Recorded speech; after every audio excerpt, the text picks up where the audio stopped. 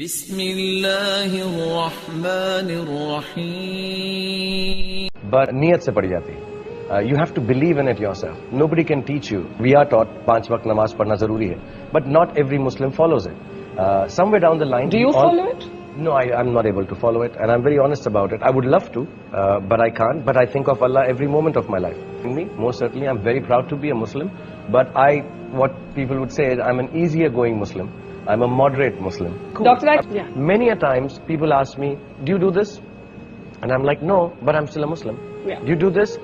Like even singing and dancing, in a certain sense, in a very Orthodox sense, of it, is the wrong thing to do. But I make a living out of singing and dancing. So how do I explain? My logic is, please can we understand all the clergy, all the mullahs, all the ulemas who know that they're specialists. Just because I'm not a specialist does not make me less of a Muslim. تو فجر میں آنکھ کھلے alarm لگاؤ. فجر میں اٹھنے کا طریقہ کیا ہے بھائی؟ تیز الارم والی گھڑی خریدو. یہ جو آج کل الارم کے نام پہ مذاق آ رہا ہے نا, اس سے تو کوئی بھی نہیں اٹھتا. گھڑی میں الارم کا ٹو ٹو ٹو ٹو ٹو ٹو اور لوری سنا کے نہ کہتا ہے ٹو ٹو ٹو ٹو سو جا. الارم صدر سے گھڑی لے کر آؤ, پاورفل. پہلے زمانے میں ایک چابی والی گھڑی آتی تھی اور ٹرن کر کے بجتی تھی تو بس جو ہے نا مردے قبروں سے اٹھ کے بیٹھ جاتے تھے. ایسا ہوتا تھا. ایسی گھڑی ہونی چاہیے, تیز الارم والی گھڑی ہو, اور وہ گھڑی آپ نے اپنے آپ سے دور رکھنی ہے کسی الماری کے اوپر. اگر قریب ہی رکھ لی تو بجے گی, آپ دبا کے سو جاؤ گے اس کو. تو جو آپ کے اختیار میں ہے وہ تو کرو نا. تو گھڑی آپ نے کہاں رکھی؟ دور, الماری کے اوپر. اب جب رات کو وہ گھڑی بجے گی, اتنی زور سے بجے گی وہ کہ سب پریشان ہونا شروع ہوں گے, تو آپ بھاگے بھاگے جاؤ گے اور اس گھڑی کو بند کرو گے. تو کچھ سستی آپ کی دور ہو چکی ہوگی. پھر واپس بستر کی طرف آنے کے بجائے واش روم چلے جاؤ, وہی پھر ٹوپیاں شروع. شیطان کہہ کے سوچے, بولے یار جانے دو یار تھوڑا سا. وہاں گئے, اگر پیشاب کی حاجت ہے تو کر لو, نہیں ہے تو آپ پھر بولو کہ یار سر منہ پہ تھوڑا سا چھپکا مار لیتا ہوں, چھپکا مار کے سو جاؤں گا دوبارہ. شیطان کہے گا پھر صحیح والی نیند نہیں آئے گی. تو آپ بولو ٹھیک ہے نیند نہ آئے لیکن چھپکا تو مارنے دو نا, اور ہم اتنے بڑے سوتو ہیں کہ نیند آ جائے گی, کوئی مسئلہ نہیں.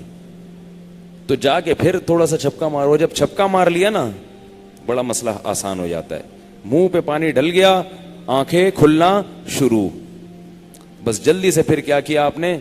وضو کیا, اور پھر نیند کی طرف جانے کے بجائے مسجد کی طرف جب چلنا شروع ہو گئے, پھر انشاءاللہ دنیا کی کوئی طاقت آپ کو ریورس نہیں کر سکتی. پھر اللہ کی مدد شامل حال ہو جاتی ہے. تو ہر نماز میں ایسے کر لو بھائی, ہر نماز میں ایسے کر لو. ایک دفعہ جب نمازی بن گئے نا, تو یہ اتنی بڑی نعمت ہے. جو ایک دفعہ نمازی بن جاتا ہے اسے کوئی 1 کروڑ روپے بھی دینا کہ نماز چھوڑ دو, وہ کہے گا دنیا چھوڑ دوں گا, نماز نہیں. نمازیوں کے حالات دیکھو نا. ایک دفعہ جب روٹین پہ آ گئے نا, بس میں نے آج تک کوئی نمازی, پکا نمازی جو ایک دفعہ بن گیا ہو, اس کو نماز چھوڑتے ہوئے نہیں دیکھا. جو ایک دفعہ بننا مشکل ہے نمازی. تو یہ ہمت کر کے مرد بھی اور خواتین بھی پھر بازار جا رہے ہیں, شاپنگ کرنے جا رہے ہیں, سفر پہ جا رہے ہیں, سب کچھ ہو سکتا ہے مگر نماز نہیں چھوٹ سکتی. اللہ تعالیٰ نے نماز چھوڑنے کی کسی قیمت پہ اجازت نہیں دی. میرے حقوق میں سب سے پہلے نماز ہے.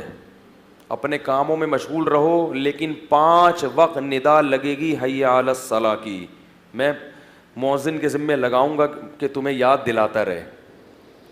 پیدائش سے لے پیدا ہوگے تو حی علی الصلاۃ کی کان میں اذان کہلواؤں گا, موت تک حی علی الصلاۃ کی صدائیں لگتی رہیں گی. کس قدر بے شرمی کی بات ہے. پیدائش سے لے کے موت تک اللہ اکبر حی علی الصلاۃ سنتے ہیں, پھر بھی مسجد میں حاضری نہیں دیتے. یہ جو اتنی زیادہ ذمے لگا دیا نا مؤذن کے, یہ اس لیے کہ تاکہ اللہ کی حجت بندوں پر تمام ہو جائے. قیامت میں جب اللہ بے نمازی کو جہنم کی آگ کے حوالے کریں تو وہ یہ نہ کہے کہ اللہ میرا جرم تھوڑا تھا اور سزا بہت زیادہ. اللہ کہیں گے میں نے تجھے فجر میں بھی مؤذن کو کہا کہ اونچی آواز سے پکارو, حی علی الصلاۃ حی علی الفلاح, الصلاۃ خیر من النوم, نماز نیند سے بہتر ہے. اشہد ان لا الہ الا اللہ اللہ کے سوا کوئی عبادت کے لائق نہیں ہے. اللہ اکبر. سب سے بڑا کون ہے؟ وہ ہے. نیند بڑی چیز نہیں ہے, خواہشات دکان بڑی نہیں ہے, بڑا کون ہے؟ اللہ. فجر میں بھی کہلوایا, ظہر میں بھی کہلوایا, عصر میں بھی کہلوایا, اور تو نہیں آیا تو میں نے کوئی عذاب تجھے نہیں دیا, تیرے منہ سے نوالا نہیں چھینا, تیری دکان نہیں بند کرائی. میں نے مؤذن سے کہا کہ کسی کے گھر پہ جا کے نکالنا نہیں ہے نماز کے لیے, نہ کسی کی دکان بند کرنی ہے, صرف پیغام کان تک پہنچا دینا ہے. میں بڑا ہوں, میں بڑا ہوں, میں بڑا ہوں, بار بار سنتا رہے گا. لیکن یہ نہیں مانا اور بغیر توبہ کے مر گیا تو پھر عذاب کون دے گا؟ ان عذابی لشدید. پھر میرا عذاب بہت سخت ہے, پھر میں سخت عذاب دینے کا مجاز ہوں. اس لیے بھائی جتنے لوگ بیٹھے ہو, جتنی خواتین بیان سن رہی ہیں, عزم کرو آج کے بعد انشاءاللہ نماز کبھی قضا نہیں ہوگی. نماز روزے سے بھی زیادہ اہم ہے. روزہ بعد میں ہے, نماز پہلے. فرض نماز قضا کرنے کا اسلام میں تصور نہیں ہے. چاہے مارکیٹ میں شاپنگ کے لیے گئے ہو, چاہے بس میں بیٹھے ہو, چاہے ہوائی جہاز میں بیٹھے ہو, چاہے میدان جنگ میں لڑ رہے ہو, وہاں بھی نماز قضا کرنے کی اجازت نہیں ہے. اگر اللہ کو مانتے ہیں کہ یہ نعمتیں اللہ دیتا ہے تو آپ کو اللہ کے سامنے سجدہ کرنا پڑے گا. مشرک لوگ ہیں, یہ پتہ ہے کیا کہتے ہیں؟ کہتے ہیں جب رسول سے مدد مانگنا شرک ہے تو پولیس سے مدد مانگنا شرک کیوں نہیں ہے؟ بات آ رہی ہے سمجھ میں؟ کہہ رہے ہیں جب تم ہیلپ لائن پہ فون کرتے ہو, ہیلپ کا مطلب تو مدد ہے نا, پولیس سے مدد مانگتے ہو, بیمار ہو جاتے ہو تو ڈاکٹر سے مدد مانگتے ہو, تو اگر ہم نے رسول سے مدد مانگ لی اس کو تم شرک کہتے ہو. تو یاد رکھو دونوں قسم کی مدد میں فرق ہے. سنیں خوب اچھی طرح سے. تو ہم قرآن پڑھ رہے ہیں نا, تو توحید تو سمجھ میں آئے. سب سے پہلے توحید ہے کیا؟